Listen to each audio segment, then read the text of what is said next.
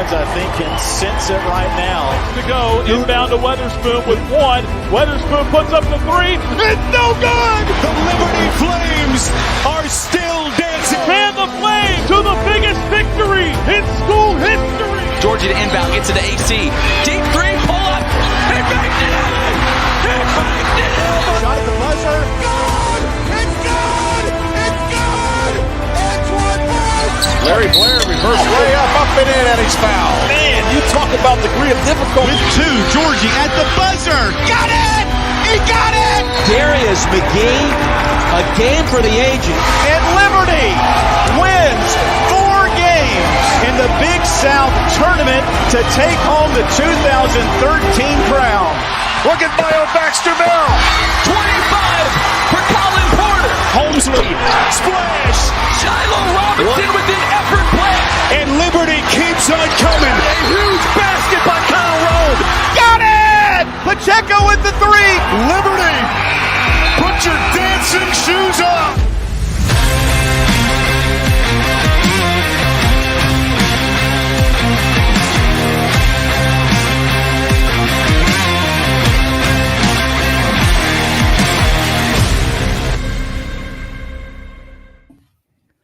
Well, hey, what's going on? Welcome to the A Sea of Red basketball podcast. Nick Kirby, joined by my guy Will Matthews and Jon Manson. Jon is going to be joining us a little bit more on the reg. Now that football season is over and we're full steam ahead on basketball. And Will, we'll start off with this. It's been some tough sledding. When times are tough and you got to try to power through a show when you know the basketball hasn't been as great, what would you do to help you get through a show like that, Will? I would see what Richie Longshots had in his cabinet. That's what I would do. No, man, I came prepared tonight, Nick. I got some coffee here. This is not ironclad, and because I finished off my ironclad second bag this morning, so I got to put a new order in. Got a little bit of Folgers right now, but ironclad is what you need to power through the early basketball season when things aren't going so hot. And Will, correct me if I'm wrong here. Ironclad coffee is very easy to order online. They have a very easy ordering process. As I'm butchering everything here, ironcladcoffee.com. You can put in your orders right online and get it shipped directly to your house. Mm-hmm. Very easy to navigate website. All of their different products, just right there. You can choose whether you want it ground or you want it whole bean, and they get it out very quickly. All right. So, of course, visit ironcladcoffee.com. Proud supporter of A Sea of Red and all of Liberty Athletics as well. They do great work, so be sure to check that out. And before we get into the basketball talk, I know John and Richie Longshots, they've been hyping this, but I can't say enough as someone who's kind of like an outsider that they kind of let me jump on these streams every once in a while. I can't tell you enough the great work that everyone does at A Sea of Red. Help these guys out by subscribing on YouTube, and every time you see a video, like it. That kind of stuff, it helps the algorithm, it helps it grow, and that'll help more people find Liberty content and consume it, and put some of that good work that John and everyone puts out there every day, make it a little more meaningful. So subscribe, like. If you're listening to this in podcast form, leave a 5-star review, all that kind of stuff. It really does help out as someone who does this stuff for a living. So, all right, well, let's talk to Liberty. Talk about some Liberty hoops. Obviously, not the start to the season that I think we were all hoping for, at least the start to conference play we were all hoping for. We'll run through the 2 games here. We'll start off with Western Kentucky. Liberty falls 70-68. A 3 in the corner by Brody Peebles. Pretty good look, doesn't fall. And Liberty falls in this one. Cleveland was outstanding. 23.7 rebounds. Continues to just put up some amazing numbers. Rowe did score 15. Struggled shooting the ball. Liberty, just the turnovers killed them. 15 turnovers in the game. And Liberty shot a season worst 22.9% from 3, 8 for 35. Jon, we'll start with you. Quick thoughts on just on this, the first ever Conference USA game for Liberty. Yeah, I mean, I think it all comes down to the shooting in this one. I mean, other than that, we played pretty solid. Zach was very good, but it's going to be tough to win in Conference USA when you go 8 of 35 from three. As this team, the way we're constructed. I mean, we don't have a lot of size, we don't have a lot of length. We know that we have a lot of shooters, or supposedly we do. I mean, I believe we do. But we have a lot of shooters, and they've hit a cold patch, and we could talk about that last play. I know there was some talk on social media about it, but I like the play Zach made. I think he made the right play. Brody was wide open in the corner and had a shot to win the game despite going 8 of 35 or 8 of 34 at that time from three, and I think we'll live with that most nights. And just unfortunately, it rimmed out. And WKU's a good team. I mean, we'll get into it some more, I know, tonight. But WKU, Jack State, and Louisiana Tech, first three games, they may be the three top teams, hopefully outside of Liberty, in Conference USA. And so for it to come down to that final shot, despite shooting 22.9% from three, I think that actually bodes well for us moving as we get deeper into conference play. Will, what was your thoughts? I think you had a little bit of a different take on the end of the game. Well, yeah, I mean, just gut reaction at first. I was like, why are we shooting a three? Like, Cleveland go up. But as John mentioned, Brody was wide open, so I think you live with that. The Matheny one was a little bit confusing, like just a terrible shot selection. But I guess when you've got like 0.3 seconds left, you just got to do what you can, So no fault there. I mean, I'm not, out there on the court, so what am I going to say? So, but yeah, John and I were talking before we went live about how just this was going to be a tough matchup from the get-go. Western Kentucky is very good. And, I think it speaks a lot to the team that it was only a 2-point loss. I mean, I felt like there were times where that one could have gotten away from Liberty just because of the shooting and turnovers and things like that. So just very excited about the way they kept in it. And Zach Cleveland is just he's making a name for himself right now. He's kind of carrying the team a lot. And so it's just fun to watch his game progress. Yeah, Cleveland's been great, and I mean, definitely going to need him in Conference USA play against some really big teams in this league. Yeah, I mean, this game overall, I think the fact that they only lost by 2 on the road, turning the ball over 15 times and shooting hopefully the worst they shoot all year, they really had no business even being in this game on the road. I agree completely with the decision that Cleveland made. I think if he goes up for a layup there, he probably gets fouled, and he's not a really great free throw shooter. And you needed both. You were down 2 points, so you got a chance to win. You live with that, you're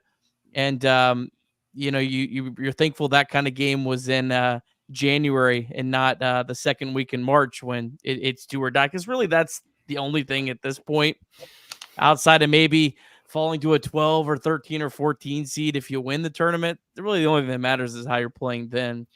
Yeah. Also remember, Liberty had no timeouts at that point. So it wasn't like they could call a timeout and draw a play up. I mean, it was just kind of, you had to run that out. I mean, you can't get a better look than that. I mean, that's if pray for a look like that. If you drew it up, it couldn't have gone any better. And so I think it was the right play, like we kind of talked about. But talking about the Matheny thing, I think the guy had just missed for WKU, just missed both of his free throws. So we were thinking when he was going to the line, if he makes them both, the game's over, forget about it. But he missed them both, and you were hoping for him to split the two. But so I'm thinking maybe Matheny in his split-second reaction was thinking we were probably down 3 and needed the 3. And I'm sure if he could have it over, he might have gone up. But at this, and it looked like he had an, I don't know if I'd say open, but had a path to get a shot off at the basket. But again, sometimes camera angles are tricky, and maybe, if you were there in person and looking at it from under the basket, maybe that their big guy that was pretty close to him was closer than we realized.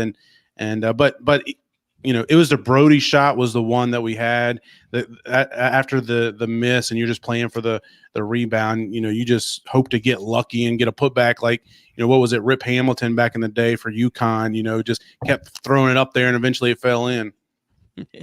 Yeah, I think Matheny just, didn't know the score. I think, John, the way you laid it out, pretty spot on. And look, it happens. These kind of games are I know as cliche as it is, they're good to play these kind of games now, get you ready for these type of moments, and the 3 games that are really going to matter here in a couple months. So this game here, I can really shake off. The next one's a little tougher to shake off. A 10-point loss to Jacksonville State, game you're favored by 12 points. This was just a ugly basketball game where Liberty just looked like, I know they technically shot worse from 3 against Western Kentucky, but the offense just as a whole was just, it was a brutal watch. And I think, John, I'll start with you. I think you really have to give a lot of credit here to Jacksonville State, or Jacks. I know they want to be called Jack State, so I'll try to do that. But you have to give some credit to Ray Harper, and he's done this a couple times to Liberty, where he might have something, kind of has the number. Now we'll see what Richie can adjust. Remember, they beat Liberty, and then the next time Liberty came back and beat it by like 40 points, John. But this is a team that I do not want to see in the Conference USA tournament. Jack State is the first team to win twice as a visitor in Liberty Arena now. I mean, I think Liberty is whatever in 6 at Liberty Arena over the past 4 years. I think it's like 45-6, which is just insane to say that out loud. But that's what they are. And Jack State's got 2 of the wins, and of course they got the first ever win as a visitor. Back in a couple of years ago, was that 2022? I guess 2 years ago, and when they were new to the ASON. But it's really remarkable the job Jack State has done. Again, it's still early in the season, but they are 2-0. They got 2 nice wins to start conference play. They got a big game this weekend against WKU, but we'll see how that goes. But it's remarkable the job and the turnaround they've done in such a short period. I mean, you mentioned the game last year. I mean, we just absolutely destroyed them in both games last year. Twice. yeah, twice. And last year in that early January. And I think, not to rehash this, might have some bad memories for some people, or good, depending on how you look at it. I think it was that game that somebody, maybe yours truly, tweeted out that this may be the best team in Liberty basketball history last year, was during that Jack State game. Because, I mean, we played really good. And Jack State, again, they're one of those teams when, even last year, when they get off the bus and you look at them and you look at Liberty, you're thinking, this might be a rough night. But credit to Ray Harper and the job he's done in turning it around. And I know, what is it, Kiki Tandy? I mean, I know you're familiar with him, Nick, from Xavier, but that dude's a bucket. And Vin Zant did an amazing job on him last night. But at the end of the day, and how it typically is for Coach McKay teams since he's returned from Charlottesville, it's not the defensive end of the floor that's the problem. It's on offense, and that's what it was last night. It's what it's been the last 2 games, and it just seems, I don't know if it's a confidence thing. Maybe these guys are just in their head right now. Just they're thinking they're going to miss before they even attempt the shot, and you obviously can't do that. You got to put it up expecting to make it, but again, we're 0-2. It's January 11th right now. I trust Coach McKay. I mean, this is the first time we started 0-2 in conference play since his first year back at Liberty. So that's, 8-9 years ago. I trust him to make the necessary adjustments until proven otherwise. And that's the way I choose to believe. And now that doesn't mean we're going to go and win 10 in a row, because we're not playing the ASUN anymore. This is Conference USA. We're underdogs Sunday, and rightfully so in my mind. I expect to lose that game. I hope I'm wrong, but I expect to lose that game. But, I trust Coach McKay to figure things out. Yeah, I wrote down troubled but not terrified. Concerned about, just the lack of shots that are going down, but not terrified. I mean, this is not, the week going into the Conference USA tournament or anything like that. So, Nick, this is not, Wednesday night games are not good for pastors to be paying attention to the games. So, but I did have ESPN up on my my little podium and keeping up with the score, and I kept looking down and like, okay, Jacksonville State's is scoring, but Liberty's not scoring. And it seemed like every time I'd look down, like it was getting a little bit more like Liberty was on a cold stretch. And so I wasn't sure exactly what was going on, but I caught like the last 4 or 5 minutes, and just even the last 4 or 5 minutes of the game, they did not look particularly great. So I'm going to lean into you guys' expertise on this game here. I don't go back and rewatch it. That's electric. That's electric, though. So I got to hear more about this. So are you giving like a sermon? Is this a prayer meeting? How does the Wednesday night service in North Carolina go? Because it's very different in different parts of the country. Yeah. So we start off our Wednesday nights with prayer. So we do prayer requests and things like that. And so I've just got like a music stand, like a podium. Make sure you put Liberty basketball on that one for next week. Yeah, that's right. And I've got my phone just sitting there beside my notes and my list that I'm taking care of. And then when we get into the Bible study, it's very much discussion based. So while they're discussing, sometimes I'm taking a little sneak peek at what the score is. Outstanding. I love it. Well, we'll be happy to know. Do not have another Wednesday night game the rest of the all right the regular season. They're all. But we got a Sunday game coming up, so pretty much all. It's at 3:00 though. 3:00, isn't that prime time for pastors? Oh man, we got deacons meeting, man. He's all in. He's all in. It's not as liberal churches up north. All right, we move on. Sorry. So yeah, I want to ask you guys this because the one thing that is maybe not as discouraging for me is that it is the offense that's struggling right now and not the defense, because I feel like the offense is a lot easier to fix because this clearly is like a team that's built to be great offensively. Like you watch these guys, they don't look like they're supposed to be great defensively. So the fact that they're able to hold Jacksonville State and Kiki Tandy, especially to only 14 points, that part of it is encouraging. They hold Western Kentucky on the road to 70. I think both teams were below 1 point per possession, which is good. So I guess from that sense, it's not like last year where the end of the year they played that game at Kennesaw and they just couldn't get a stop. Like, do you guys feel like it's more correctable? Like the teams are just catching on to what Liberty was doing earlier in the year. I know Coach McKay talked about in the press conferences with teams switching everything, but I do feel like it's a lot more fixable. You'd like to think so, right? And it's funny because early in the season, of course, we were playing really good, coming out of that Myrtle Beach tournament where we went 3-0 against really good teams. I mean, those are teams that, we could be seeing playing on in the NCAA tournament in our bracket when we're filling that out in March. And we looked really good on offense. I mean, very efficient.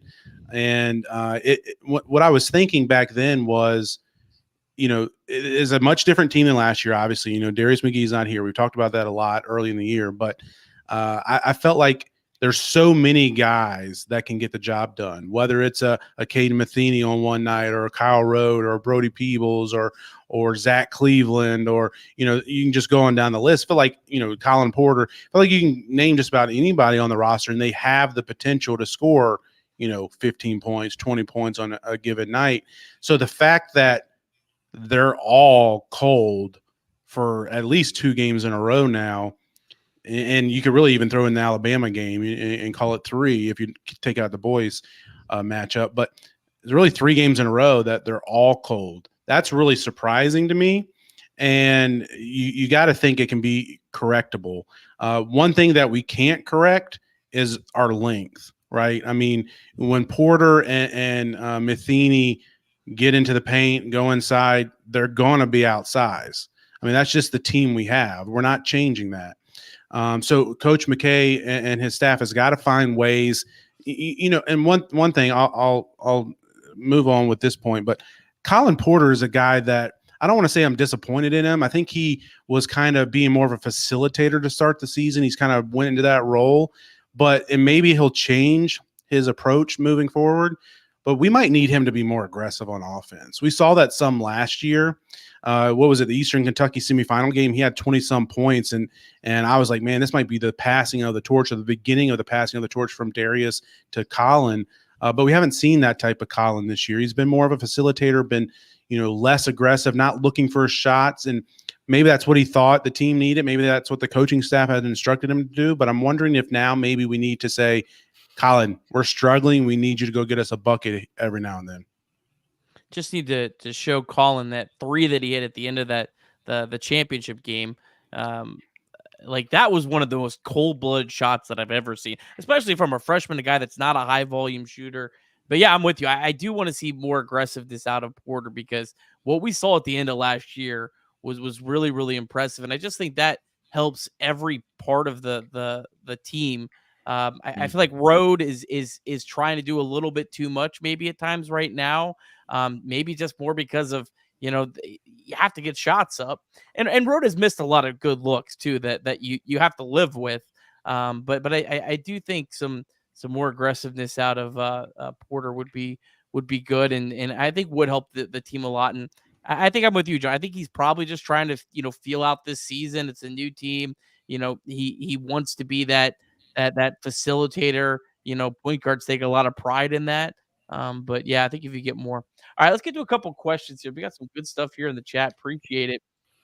This was not really a question, but I wanted to ask you, John, this because Tim puts lack of emotion on the court from the Flames recently, and I know this can be a really tired take from the dude in Ohio, but watching on the broadcast last night, and I know it was an ugly basketball game, but man, it felt like there was no energy at all in that arena, and for Liberty's first home conference game, from my perspective, it did feel a little bit disappointing.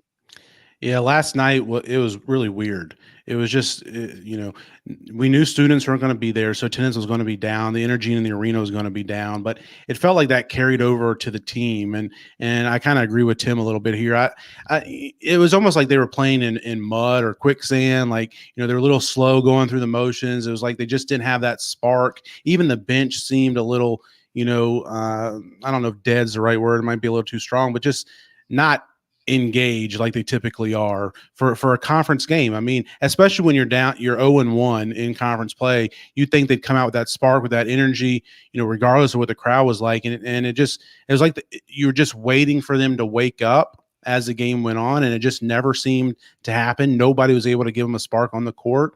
And it was just one of those nights. It was really difficult to watch. Both teams, neither team could score. I mean, I looked up, we were like 6 or 7 minutes into the game, and I'm like, man, Liberty's playing terrible. They had 4 turnovers in the first 5 possessions. But I look up 5-6 minutes into the game, and we're up by 2, we're up by 4. And I'm like, man, this game is right where we want it. If we can start knocking down some shots and get into a rhythm, get into a flow, we're going to get some separation with these guys. But it never happened. We went 7+ minutes without a point, and they went on a 12-0 run. And, I think this team playing from behind, it's not really how they're built, especially right now when we're struggling, trying to find ourselves again and get our legs back. And, it was an interesting night, not one we're used to. We're not accustomed to that. We're not accustomed to losing 2 straight. This is only the 3rd time in 6 seasons that we've lost back-to-back conference games. We only did it twice in ASON play, and they were both at North Florida trips, 2 road games. So to do that and to have the second one be at home, we're not used to it. And it's a little bit of a gut punch, a little bit of a reality check for us as fans, and I'm sure for the team and the coaching staff. And I'm looking forward to see how they respond the rest of the way. Yeah, but when you also – they have not looked the same since the FAU game, in my opinion, to some of the games that they were playing earlier in the season. And I think that, when you are shooting so many threes and not making them, there's probably not going to be a lot of emotion there, because you're not seeing the ball go through the hoop. So, and then, I think there's a lot of little things too, that if they cleaned up, they put themselves in a much better position to win some of these close games. I mean, you guys got guys dribbling the ball off of their knee, and, just not able to hold on to a rebound, not able to hold on to a loose ball at times. And some of those just little things that are, some of these missed passes and things like that I think you just clean up. You get yourself in a better position to win a close game as opposed to losing a close game. Yeah, I think the turnovers are more concerning than the shooting, because I think the shootings, your teams are just going to be up and down. That's just the nature of college basketball. These guys aren't NBA players. They're not Steph Curry out there. They're not automatic. And Liberty's one of the best 3-point shooting teams in the country, but that's just unfortunately the nature of it. Although Liberty is actually 179th right now in 3-point percentage. I'll take the over on that going up. But I do wonder if a lot of it's just a kind of a confidence thing, because like you pointed out, Will, that FAU game, the next game they lost, the game after that they won, but it's against literally the worst team in college basketball. Yeah. And then they lost to Grand Canyon, but then they reeled off a really good game against Tennessee State, followed that up with a really impressive win at Utah Valley, maybe one of their most impressive wins of the year. And then Alabama just, beat the crap out of them. And there was maybe some carryover effect into that. But all right, one more question here from Zach. This is a really good one that I like. And then we're going to take a quick break and come back and kind of look at the schedule and what's coming up. But Zach says, feels like we need more production minutes from the bench, especially with much of the season left. This is a great observation here, Zach, because there was it did, John, feel like the bench was a lot tightened. And I mean, I know when you're struggling, you're every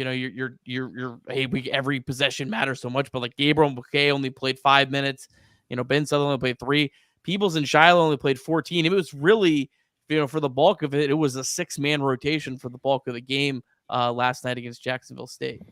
Yeah, I'm really curious to see what Coach McKay does moving forward. He kind of hinted towards maybe wanting to look at the film and see if he needs to make some adjustments, and I wonder if that has to do with the rotation. Early in the season, it was Brody. We got Brody to come in. I mean, remember, he was our leading scorer through the first couple weeks of the year, and you didn't know if that was going to keep up or not, but he's not been able to find that spark, and you need to find something. And I don't know if a Ben Sutherland needs to get more minutes. Let's see what he can do. He was injured early in the year, and it's kind of unfortunate that he was, because maybe if you got a chance to have him play more extended minutes against a Tennessee State or Mississippi Valley or something like that, you can get a better look at him, see what he can provide, rather than have to do it in conference play. But I'd be interested to see if that happens. I'm also, another thing, which again, I hope nobody takes this as a slight towards him, but like Zach Cleveland, I think has the potential to be our best player. He may be our best player right now. And we've started running the offense through him a lot of times. Like, if you even look back to that WKU, the final shot, Porter got the ball, and before he even got, to the 3-point line on the other side of midcourt, he was looking for Zach and threw it to Zach and let Zach bring the ball up the court, which is interesting to me, especially in a last second play like that. But I wonder if, again, Zach's had some issues with some turnovers. I wonder if, maybe we need to reel that in a little bit. Maybe we don't need to run the offense through him as much. I don't know what what's the number looking for? Turnover rate. Yeah, his turnover rate is a little bit higher than we want it to be. And also his usage rate is the other one I was looking for, is maybe if we can reel that in a little bit, and maybe the team can be better. Maybe use some of that through Kyle. I mean, we used to see Kyle Rode, kind of be that point forward for this team on occasion. We haven't seen that as much. And again, not to be negative towards any player, but I don't know if we want Kyle Rode to shoot 17 shots a night. I think we'd be better with him shooting 12 and spreading it around a little bit. Again, I think he's doing what he thinks is best for the team. But I'm just trying to find some ways that we can make a few adjustments to see some improvement moving forward, because I don't know if Kyle's necessarily a volume shooter. I do think he should be our leading scorer, by the end of the season. But those are just a couple of things, again, go back to the bench. Maybe Zach Cleveland or Ben Sutherland should get some extended look, and let's just see what he's got. I don't know. We're not there in practice, so it's hard to say, but those are a couple things. Yeah, Cleveland's turnover rate is 20%. Darius McGee last year, who felt like he turned the ball over quite a bit, was at 10%. So Wow. Cleveland's pretty high up there. Everything else about his game is incredible. Right now, KenPom does a player of the year in the conference and has him 5th. Still has Rode 3rd, even with his struggles of late. And we got Kiki Tandy's number 1. Yeah, didn't mean to cut you off there, Nick. But we got to remember with Zach, I mean, he's a true sophomore, and he missed a lot of the year last year. So, I mean, he's still a very young guy. And, again, I think the ceiling is extremely high for him. Yeah. But is he ready to be, have his usage rate so high? Yeah, maybe he just needs more of the Mayo point center and not the full on 100% point guard role. All right, well, let's have a quick word from one of our sponsors, Jason Porter Real Estate. We're going to come back. We're going to look at the upcoming schedule for Liberty and really take kind of a deep dive into a really big game on Sunday for the Flames. Well, hey, everybody. My name is Jason Porter. I'm with Legacy Realty and Development, and it's been a great partnership here with Sea of Red lately. I was with Liberty Athletics as the Associate Athletic Director for Sports Medicine, so took care of all of the healthcare needs and coordinated that with a fantastic staff at Liberty in the athletic department, of course, for about 5 or 6 years, and then moved into real estate full-time and with Legacy Realty and Development. And it's just been a great pleasure to continue to stay connected with my Liberty University family and the athletics family as well. Been enjoying serving them. A lot of the graduate assistants and some of the staff that I hired has come back now and has been using me for residential services, which I really appreciate. But certainly do residential real estate as far as buying and selling of homes, of course. And then also we have a strong commercial presence as well. So commercial real estate, obviously a very, very different animal than is residential. But whether it's buying and selling commercial properties or just the leasing of properties, we can help with that as well. So it's been a great opportunity to service our commercial clients as well. And then certainly on the investment front too, a number of folks who have discovered the power of passive income through real estate and investing in real estate with rental properties or fix and flips, those kind of things. And so great joy to serve my clients in that capacity as well. The other thing that I would add too is just a very, very full Rolodex at this point of contractors and subs and just different professional contacts that I've made through the years. So if I can ever provide any of those folks to you and all of a sudden you need a plumber or an electrician or a contractor to build your deck, whatever, I'd certainly be glad to give you access to that Rolodex and those references as well. Because a lot of times it's not exactly who you know, it's who you know that knows how to do the job well. And so I would be glad to provide those services for you as well. So love Flames Nation, love taking care of my Liberty family. And if there's ever anything I can do for you, my contact information is all right here on the screen. And I would love to be a service to you and yours. Thanks so much.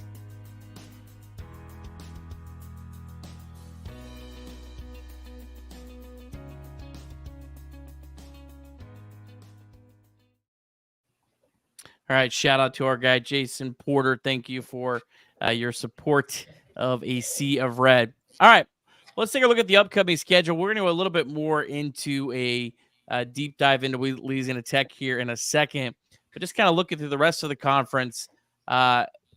Obviously, John, you already said you don't expect to win on Sunday. We'll talk more about that in a minute. So you could be staring at 0-3, and it's definitely the plausible. Thankfully, I do think it does lighten up at least a little bit over that next two. FIU is one of the weaker teams, and you are at home, so you do feel pretty good about that one. Sam Houston State, I know it says 83%, but they've been playing really, really well. Still, you do have 2 games at home at least. But man, John, there's just not a lot of easy games in this conference.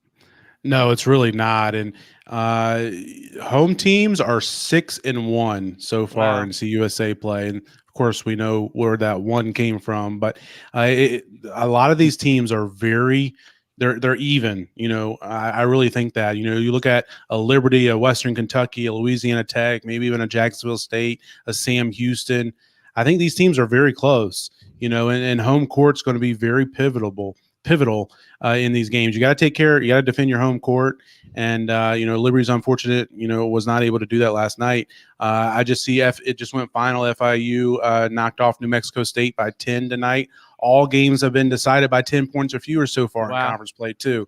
So you got to win at home, and you got to take care of business at home and try to steal a few on the road. But it's a good league. Again, it's not going to be a multi-bid league this year. Maybe it will be moving forward sometimes, but it's very competitive. And you look up and down this group of 9 teams in the league.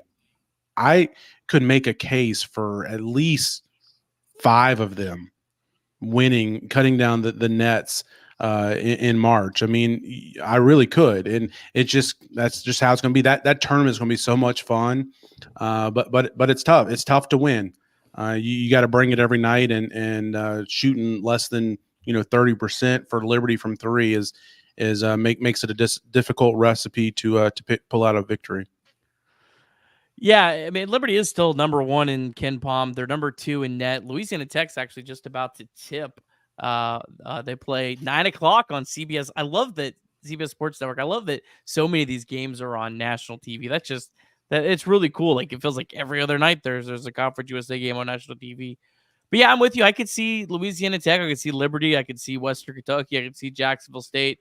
I could see Sam Houston State.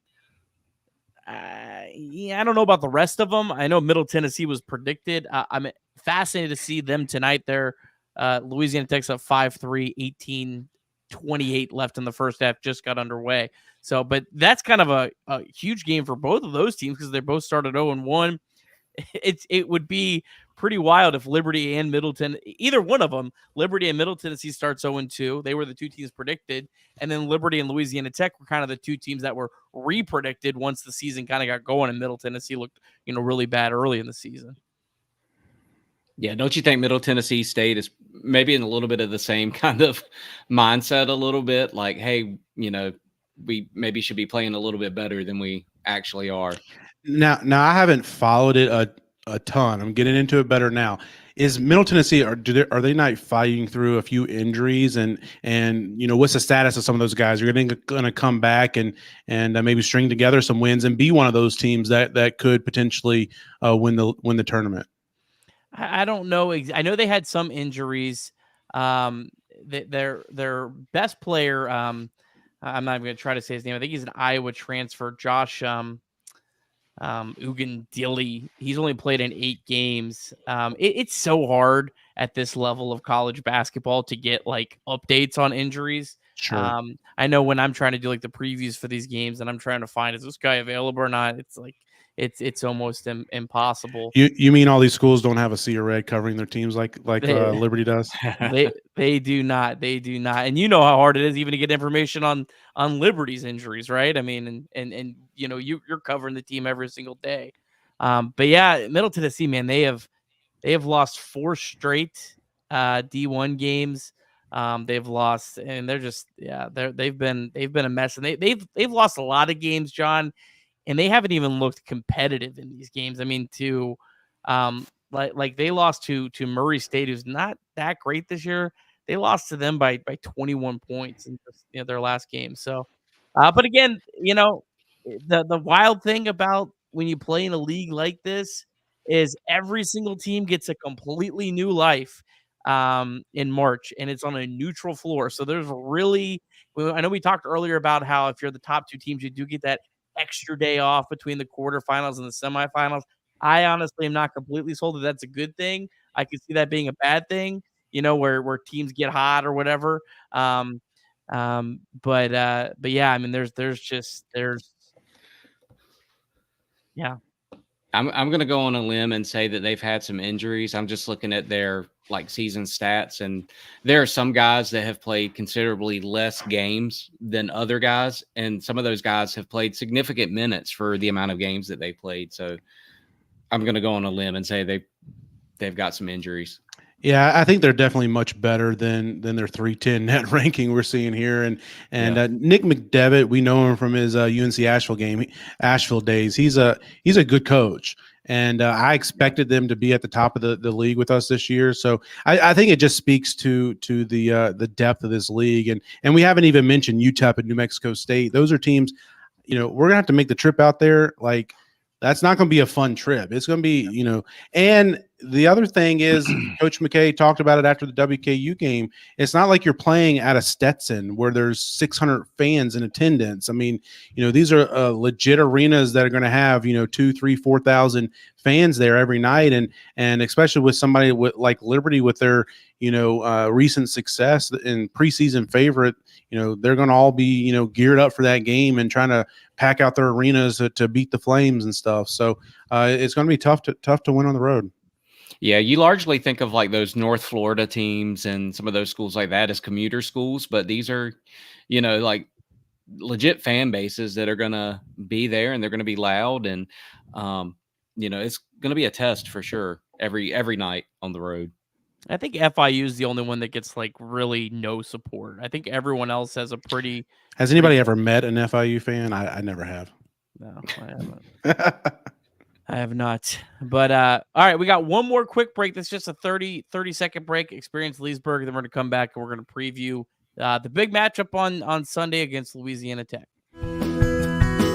It's real Florida. It's old Florida, and it's close to all of the Central Florida attractions. Crystal clear natural springs in one of the largest chain of lakes. The beautiful lakefront city of Leesburg offers the best in outdoor adventures, fishing, and quaint shops and restaurants on historic downtown Main Street. Come visit and see how welcoming a hometown city feels. Experience Leesburg, the way Florida is meant to be.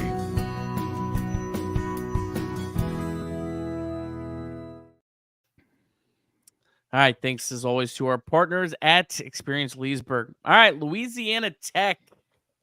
This is a fun matchup. Thought this matchup was going to be two teams probably 2-0.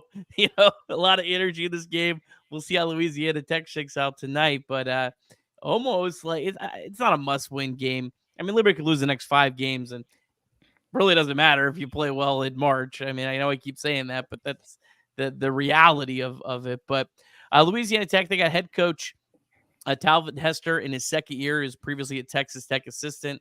Probably why they got this Bacho guy I'm going to talk about in a minute. Louisiana Tech, they've had a lot of success lately, but haven't been able to get through to the tournament. Finished inside the Ken Pom top 175 in 11 straight seasons. They haven't had one year where they were a bad team. Finished 71 in 2020, 82nd in 2021. They lost the CUSA championship to UAB and that Jelly Walker fella in 2022. They finished number 37 actually in 2014. They had Georgia and former Florida head coach Mike White was there. But they have not made the tournament since 1991. So, you know, a hungry team. They're a little lower in the attendance, at least in terms of the average compared to CUSA last year. And just see how those numbers shake out as they lost a lot of teams last year. But they are 8-0 at home this year. Their last loss at home was to the Final Four FAU team last March. And just a couple other notes, and we'll talk more about the team. And then I got 2 players to spotlight. They have lost 4 straight Division I games all on the road, but those losses were by 4, 3, 6 in overtime, and 1 point, all against top 200 teams. That kind of stuff makes me nervous, like a team that's like due to have a good game. Hopefully it's tonight against Middle Tennessee. They get it all out of their system. Liberty's due too. Yeah, the 2 due teams. Best wins, Stephen F. Austin's 120, Louisiana 159. They played really well early in the year against Colorado State on the road. They led at halftime in that game. And their best player, Isaiah Crawford, talked about him in a second, was in foul trouble that whole game. And Daniel Bacho was not yet eligible. But really, really good defensive team. They're especially really good. 5th in the country in 2-point defense. Not as good at 3-point defense. So maybe a night that could be good for Liberty. Really good rebounding team. Elite at getting to the foul line. They're kind of an average 3-point shooting team. They do really struggle offensively inside the arc and at the free throw line. Overall, a smaller team, but the 6'11" Daniel Bacho kind of makes up for it. So just kind of, John, any thoughts on Louisiana Tech? Don't get to Crawford and Bacho because I got separate slides for them, but any kind of thoughts on this program that Liberty be up against? Well, the first thought on the game is it is Sunday afternoon, 3:00. So that's, unique for Liberty, especially in the last several years, maybe ever, and also on ESPN2, which will be fun. So, take a break from some NFL football Sunday afternoon and flip on over to ESPN2 and see if the Flames can get a win on the road, a team that hasn't lost at home yet. So, one thing about Louisiana Tech, and it kind of is a reoccurring theme with most of these Conference USA teams, is they've been top 175 11 straight years. Like, it's a solid program. They're expecting to win. They have a storied program, a winning program or winning culture. Coach Hester is one of the young up and coming coaches in mid-major basketball. I remember that 2014 team with Mike White leading Louisiana Tech. They should have gotten an at-large bid that year to the NCAA tournament. They were upset in the CUSA conference tournament, but they had a great season that year, and they've been a solid team, every year. And it's going to be a tough, they're going to be needing a win regardless of what happens. They might knock off, pick up the win tonight Who they got tonight again? Middle Tennessee, right? On the road. They might pick, on the road. So they might pick up that win tonight. It won't be easy because Middle needs a win as well too. But they're gonna, just like I was saying earlier, everybody wants to win at home. That's what you got to do in Conference USA play. And Louisiana Tech's gonna have this one circled, and it should be a good test for both teams to kind of see where they're at. And like you said, Nick, we thought this was going to be the two, I don't know if we want to call them premier teams as we were coming out of non-conference play. They're at seeing a little bit above the rest, but it should be a good test for both of them. And like I said, we're the underdogs. I think it's the one game, even after these two losses, KenPom has us favored to lose the rest of the way in the regular season. So it'll be a tough test for us. Yeah, on your point there, John, I thought it was really interesting about how, you see all these teams and we've talked about multiple teams back-to-back weeks that have been ranked really high for a long period of time. It's a lot different than the ASON, where like you had like a Lipscomb that has like one really, really good year where they're like in the top 50, but then they fall back to like in the 200s. Like there's definitely a much different level of consistency. I do think Liberty and Louisiana Tech, especially kind of the more research I've done on Louisiana Tech, I do think these are still the two best teams in the conference. I think it's a little bit of fool's gold here early in the season. But Will, this kind of feels like a game where the winner of this game is going to have a lot of momentum going for the rest. Like this is like almost like a reset, right? Do you feel like whoever wins this game is going to be, maybe not have the upper hand the rest of the year, but they're going to really be feeling good at the end of this one?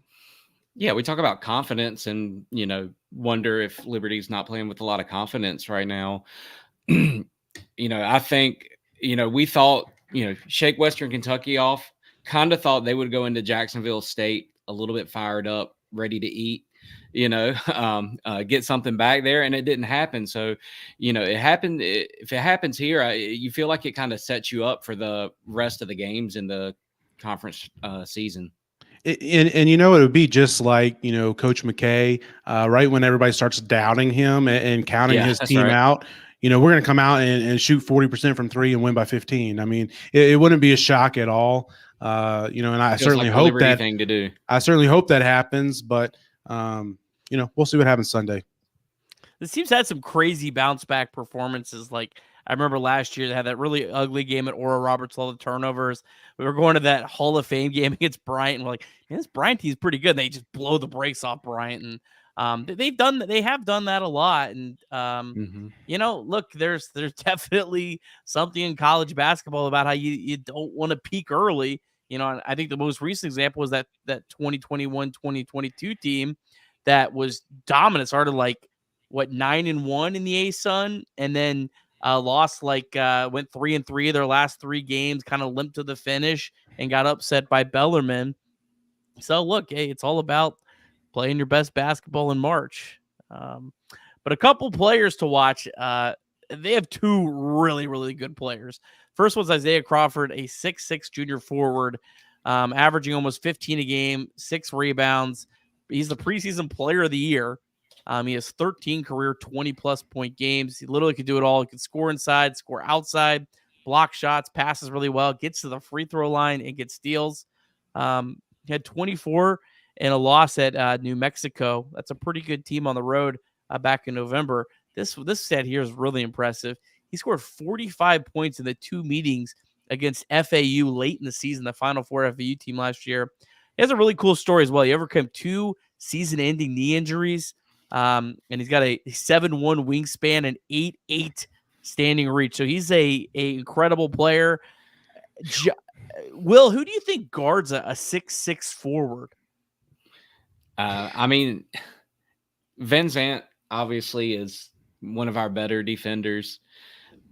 You got to put somebody a little bit bigger on him. You wonder if Kyle or Cleveland gets him, or, put Sutherland in a little bit and see what happens there. But this is the type of guy that is giving Liberty problems right now. Well, I think the next guy we're talking about is going to give Liberty maybe even more problems. Yeah, I'll speak here real quick before we jump to Bacho. But maybe, you never know. We've had the same starting lineup all season. Maybe this is the time that you throw Shiloh in there, give Shiloh the matchup against Crawford, and try to throw La Tech off early. and get a good start on defense, get Crawford slow. I think you'll see get him off to a slow start. I think you'll see probably Van Zandt get the bulk of the minutes against him, but you'll probably see Shiloh get some too. And maybe something Coach McKay tries to do to get a spurt for his team early. Yeah, the one positive is the rest of their team outside of their 6'6" forward and Bacho is their point guard 6'1", shooting guard 6'2", guys off the bench are like 6'3", so they're not a very big team outside of those guys. But yeah, Crawford is a matchup nightmare, and Daniel Bacho, the transfer from Texas Tech, 6'11" junior, they call him a forward, but he's like not a forward. He's like the most traditional big guy you could see. 14.4 points. He's averaging a double-double, 10 rebounds, averaging over 2 blocks. This guy is a monster. He'll have some like big, like LeBron James style, just like power blocks. But he had some big games last year with Texas Tech. He had some injuries, but 26 against Ohio State, 17 against Creighton, 15 against Georgetown. So he's a big-time player. I know when Liberty lost the game at FAU, and their big guy Golden struggled so much with them. I was just like, oh man, like I was just thinking Bacho the whole time. Yeah, I mean, it's one of those things that, we can't offset that size this year. I mean, you just can't do it. So you try to offset it with, play to your strengths. We saw it some last night. Again, it didn't work. But against Jack State has a big guy. I think he's a young guy, either a freshman or a second-year player that came in off the bench, and he's going to be really good. The guy they have for Jack State, I can't recall his name off the top of my head. Purdue?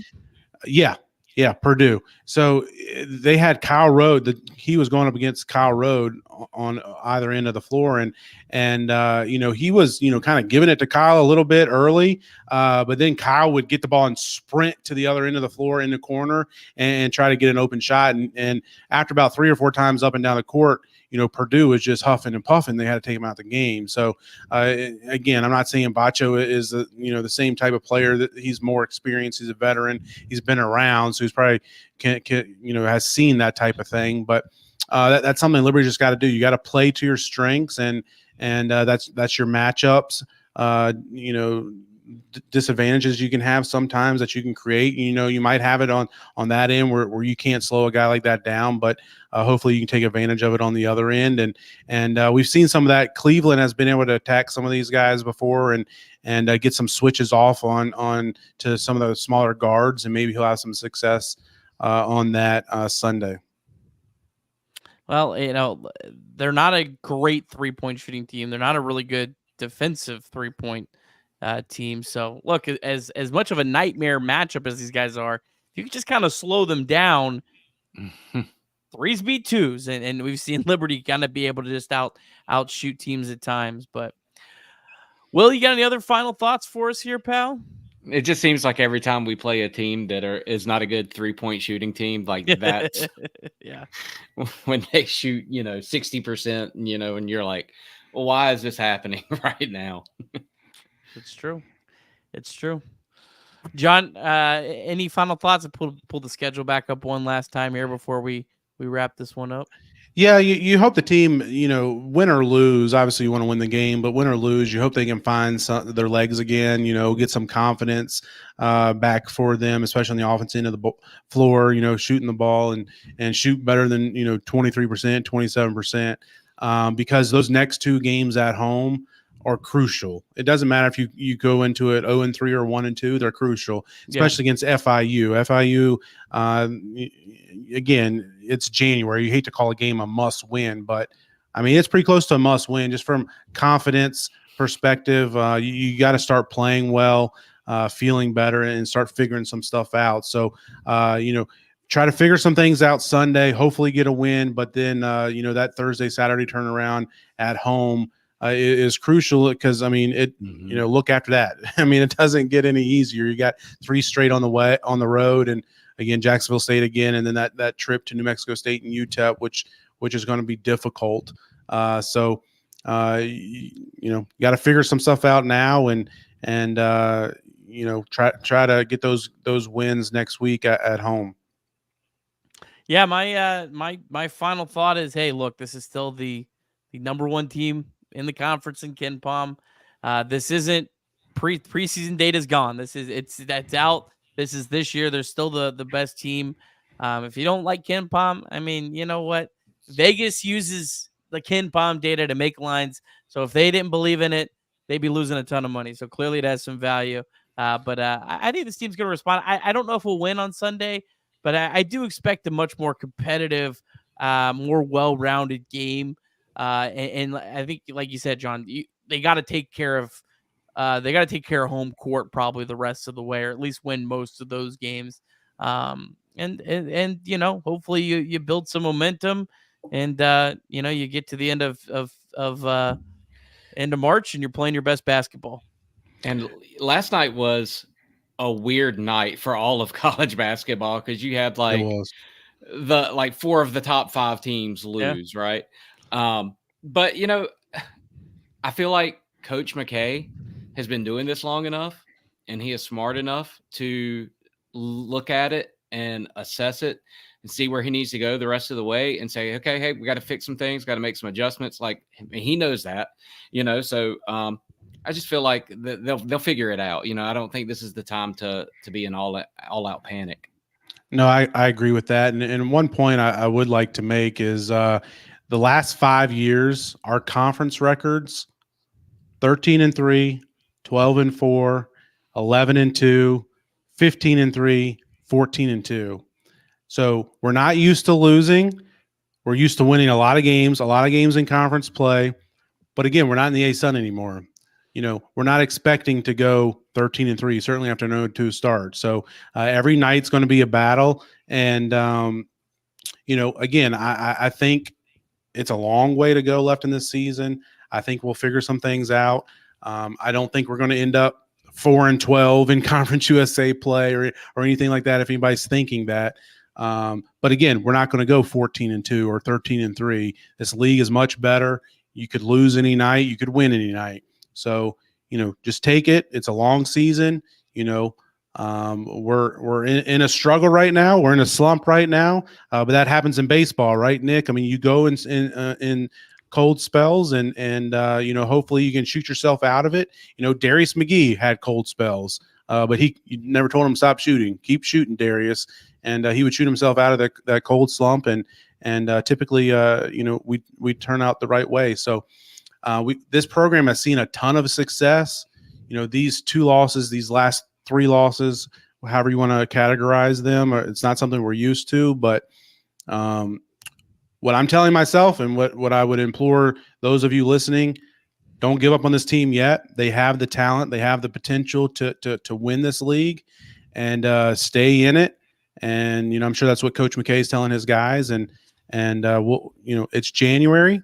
We'll see what happens in March. Nick, let me ask you a question. You know, say we lose half of our Conference USA games, but go on and win the tournament. I mean, are we talking difference between like a 12 seed and a 15 seed? I don't think we can fall down to a 15 seed. I just think our computer numbers are going to be good enough that even if that happened, we've already built up so much equity at this point. I'd be surprised if there's really any. I mean, we'd have to like not only lose games but get blown out a bunch and play really awful. I think it's probably between a 12 and a 14. Honestly, it might be between a 13 and 14. There really may not be all that much wiggle room one way or the other at this point.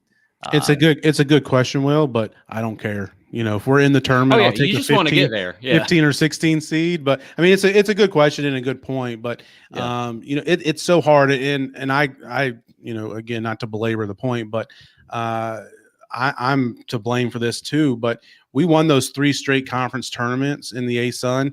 I took them for granted. You know, you just expected to do it. And here we are. It's been 3 years since we've been back, and now you're in Conference USA, and it's not so easy anymore. So you have to appreciate the winning when you got it, and man, you hope to peak at the right time. And if anybody can figure it out, Coach McKay can figure it out. And I have trust and confidence in these guys to figure it out. These guys are not 23% 3-point shooters. they'll figure it out. They'll make shots. We're going to win some games. We'll lose some more games along the way, but it's going to be fun. The Conference USA is a lot of fun. We might not feel it right now at 0-2, but it's a lot of fun. We get to play on ESPN2 on Sunday afternoon against a top, 100 team. Like, that's fun. Like, enjoy it. Hopefully we have more wins than losses and we can enjoy it more than not, but it's a lot of fun. Enjoy the ride. Yeah. And let me say, like, I would much rather be playing a tough CUSA than an easy ASUN. You know what I mean? Like, the move, we saw how the move worked out for football. It's a much more difficult basketball conference than it is football conference. But, now when I come to church on a Sunday morning, I've got people saying, hey, I saw Liberty on TV last night. Before they weren't finding Liberty on ESPN Plus, but you see people now like, hey, Liberty's on TV. Let's stop. Let's check out the game a little bit. So just, some of that things like that is the advantage of playing in Conference USA over the ASUN.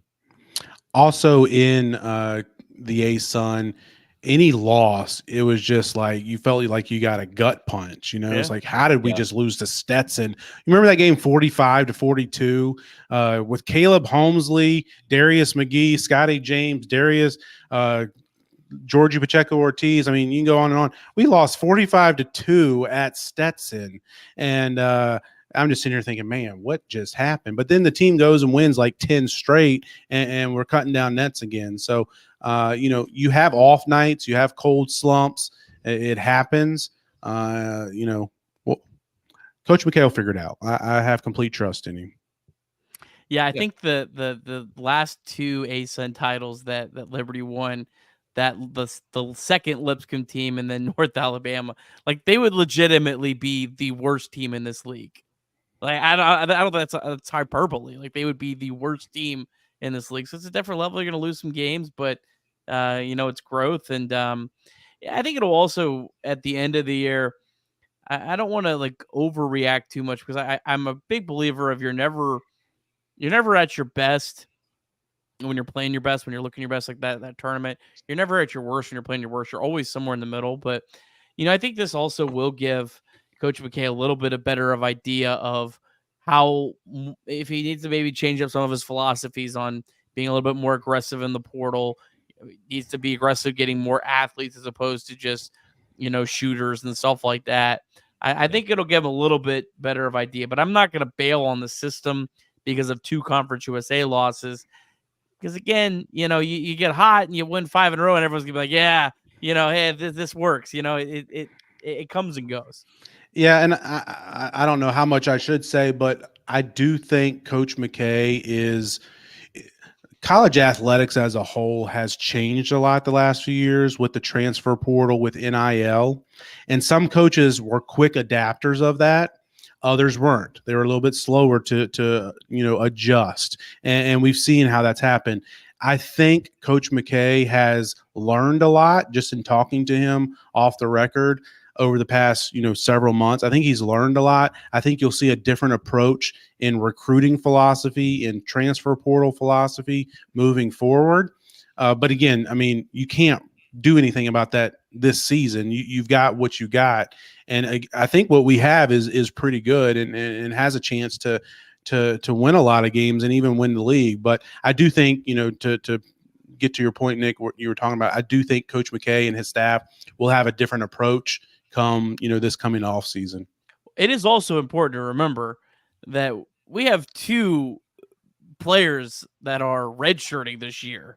And Curtis Blair, the 2 that really kind of stand out just in terms of like, sure. Blair's 6'6", so he's like the Isaiah Crawford potential matchup nightmare. And then obviously Caillou, 7 feet tall.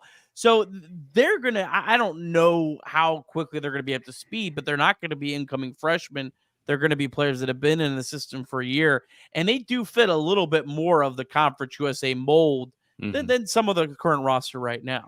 Even Jalen Davis, who's 6'5", 6'4", 6'5". So it's funny looking at them the other night, last night, over there in their warm, or not even in their warm-ups, in their sweats, and you're like, we could probably use these guys out here on the floor. But again, I trust Coach McKay, and those guys probably will.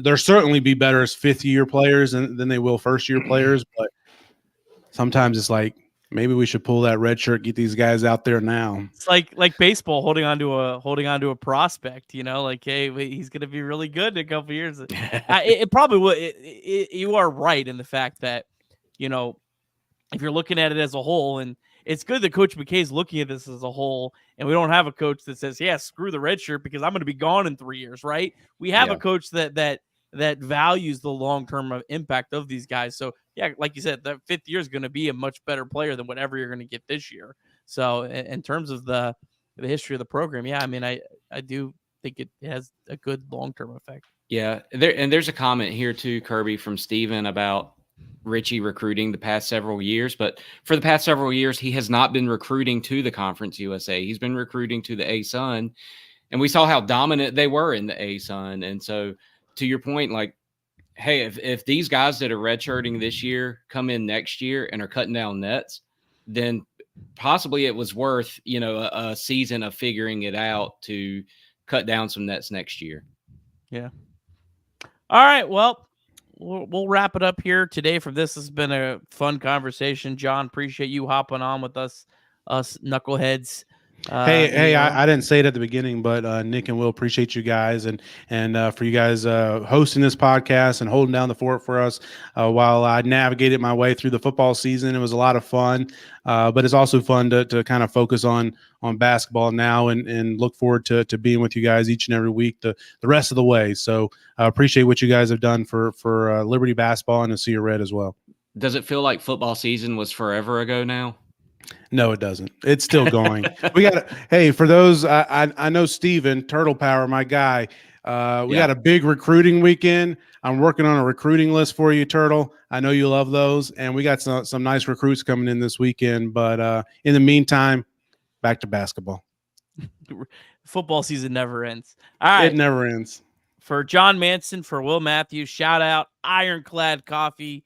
Shout out Jason Porter Real Estate. Shout out the entire city of Leesburg. I'm Nick Kirby. Thanks for joining us for this Hero podcast. We'll see you again soon.